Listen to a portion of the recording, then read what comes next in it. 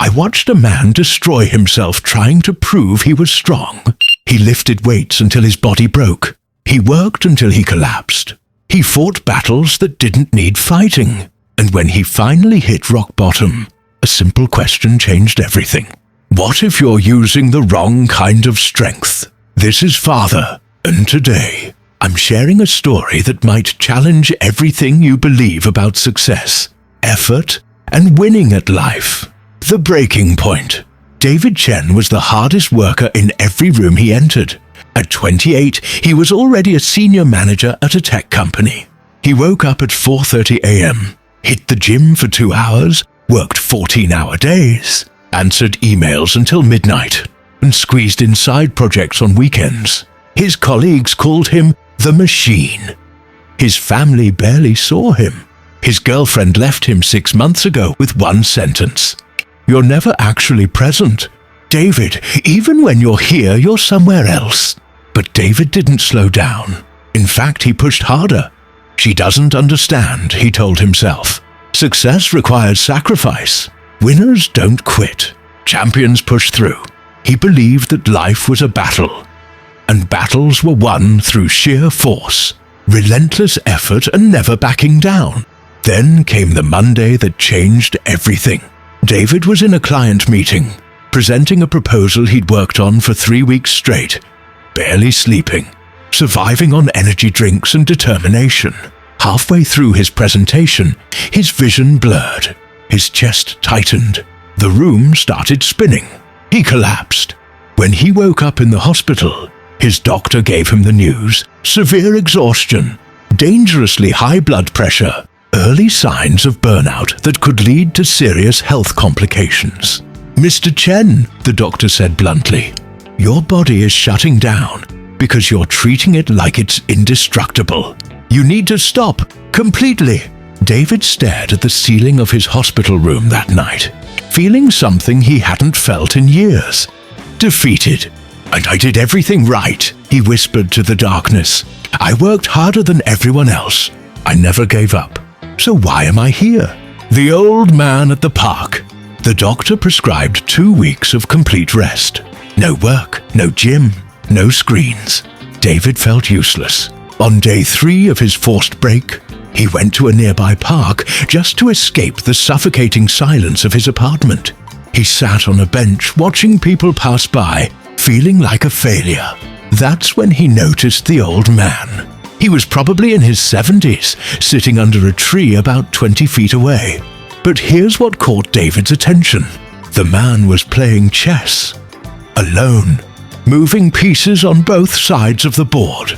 Deep in concentration, David watched him for almost an hour. The old man never rushed. Every move was deliberate, thoughtful. Sometimes he'd sit for 5 minutes before touching a piece. Finally, curiosity got the better of David. He walked over. Excuse me, sir. Do you mind if I ask what you're doing? The old man looked up, his eyes sharp despite his age. Teaching myself a lesson I keep forgetting, he said with a slight smile. Which is? That force loses to strategy every single time. The old man gestured to the empty side of the bench. David sat down. You look like someone who's been fighting hard, the old man observed. David let out a bitter laugh. I was, until my body gave up on me. No, the old man corrected gently. Your body didn't give up. Your approach did. There's a difference. He pointed to the chessboard. See this knight? Small piece, limited movement. But in the right position, it can defeat a queen. Not because it's stronger, but because it moves differently. David frowned. Life isn't a chess game, isn't it? The old man's eyes twinkled. Tell me, young man, in your work, did you win by working harder than everyone or by working smarter? David opened his mouth to answer, then stopped. He thought about all the late nights, the exhaustion, the projects he'd muscled through with pure determination. I worked harder. And where did that get you? A hospital bed. The old man moved a chess piece, a simple pawn, forward 2 squares. Let me tell you something I learned the hard way. I used to be like you. Construction foreman. 30 years of lifting, pushing, forcing things to work. I believed real men solved problems with their hands, their backs, their sweat. He rolled up his sleeve, revealing scars on his forearm. Then one day, a crane malfunctioned. Instead of stopping to think, I tried to force it manually. Nearly cost me my arm. David leaned forward, fully engaged now. My supervisor, an old Croatian man named Ivan, visited me in the hospital. He brought a book about engineering principles, leverage, mechanical advantage. He said something I'll never forget. The old man's voice grew quieter, more intense. He said, "Peter, strong men move rocks. Smart men move mountains. The difference, smart men use leverage." The three principles.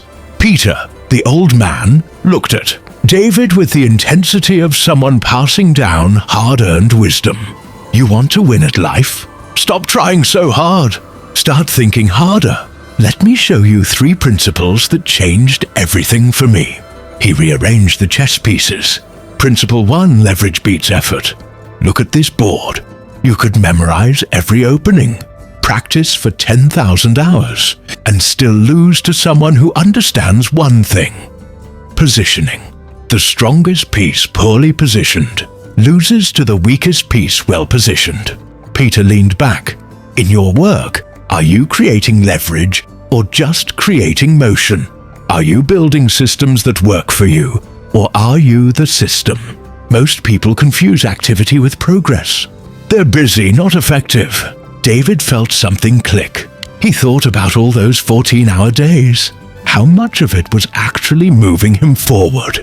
How much was just busy work?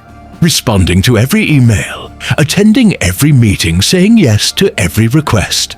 Your mind, Peter continued, is a leverage tool. One smart decision can replace 1,000 hours of hard work. But most people never stop to think because they're too busy doing. Principle 2, strategy beats strength. Peter moved his knight in an L shape, capturing a pawn. The knight doesn't move in straight lines. It doesn't bulldoze through opponents. It goes around, finds angles others don't see. That's strategy. In life, the people who win aren't always the ones who work hardest.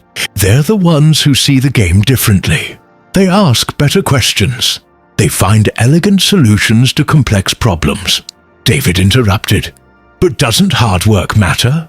Of course, Peter said. But hard work without direction is just suffering. I've seen people work themselves to death building businesses that failed because they never stopped to ask, is this the right business? Is this the right approach? Is there a better way? He pointed to David's chest. Your heart, your muscle, it's powerful, but it's blind. It just pumps. Your mind sees. Your mind plans. Your mind adapts. Use your mind to direct your effort, not your effort to avoid thinking. Principle 3. Subtraction beats addition. Peter swept several pieces off the board, leaving only a few. The amateur thinks winning means doing more. The master knows winning means doing less. But better. Eliminate the unnecessary. Focus on what matters. You know why you collapsed? Peter asked directly. Because you were trying to do everything. You added and added and added until your foundation cracked. David felt exposed. It was true. He'd kept adding responsibilities, commitments, projects, thinking that more meant better. Imagine your life is like your hands, Peter said, holding up his weathered palms. How much can you hold at once? 5 things? Maybe 10 if you're talented. But what if I asked you to hold 20 things? 30? Eventually you drop everything. The strongest people I know aren't those who do the most. They're those who say no to almost everything so they can say yes fully to what truly matters. The awakening. David sat in silence, processing everything. The afternoon sun had shifted, casting long shadows across the chessboard. So what do I do? David finally asked. How do I actually apply this? Peter smiled. You already know, but I'll say it plainly. Stop solving problems with force. Before you act, think, is there a smarter way? Can I use leverage? Can I eliminate this problem instead of fighting it? Can I position myself differently? Stop measuring your worth by how hard you work. Measure it by the results you create. 1 strategic hour beats 10 tactical hours every time. Stop adding. Start subtracting. Look at your life and ask, what can I remove? What's draining me without giving back? What am I doing out of obligation, not intention? Peter stood up slowly, joints creaking. 20 years ago, I was working 70 hours a week and making decent money. Then I applied these principles. I started using my mind, really using it. I automated processes. I delegated. I said no to clients who demanded too much and yes to those who valued quality. Within 2 years, I was working 30 hours a week and making 3 times as much. Not because I got stronger, but because I got smarter. He looked David in the eyes. Your body gave you a warning. A gift, actually. It's telling you the old way isn't working. Time to evolve. The transformation. David went home that evening and did something he hadn't done in years, he thought. Really thought. He grabbed a notebook and wrote 3 questions. 1.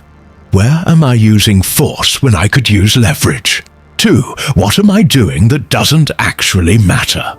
3. What would change if I worked half as much, but twice as smart? The answers shocked him. He realized he was responding to over 200 emails a day, most of them unnecessary. He set up filters, templates, and a simple rule. Only check email twice daily. He was attending 12 meetings per week. He analyzed which ones actually produced results. The answer? 3. He declined the rest. He was trying to manage 5 projects simultaneously. He handed off 3 to capable team members who were hungry for the opportunity. Within 1 month, David was working 8-hour days instead of 14. And here's what shocked him. His performance reviews were better. His team was happier. His projects were more successful. Why? Because he was finally present, finally strategic, finally using his mind instead of just his muscle. 6 months later, David returned to that park. He found Peter at the same bench, same chessboard. How's it going? Peter asked without looking up. I got promoted, David said. Working less than ever, but somehow contributing more. Peter smiled. That's not a paradox. That's the point. David sat down beside him. Thank you, he said quietly. You saved my life. No, Peter moved a piece on the board. I just reminded you of what you forgot. The game isn't won by the player who tries hardest. It's won by the player who thinks clearest. This is Father, and here's what I want you to understand. Life rewards strategy, not struggle. Intelligence, not intensity. Leverage, not labor. You don't need to work yourself to death to prove your worth. You need to work smart enough to preserve your life while building your legacy. Stop trying so hard. Start thinking harder. Use your mind, not just your muscle, because the strongest force in the universe isn't physical strength. It's a clear mind, making deliberate choices. That's the Zenascent way. That's how you truly win. Now go, think, then act. This is Father, and I'll see you in the next story.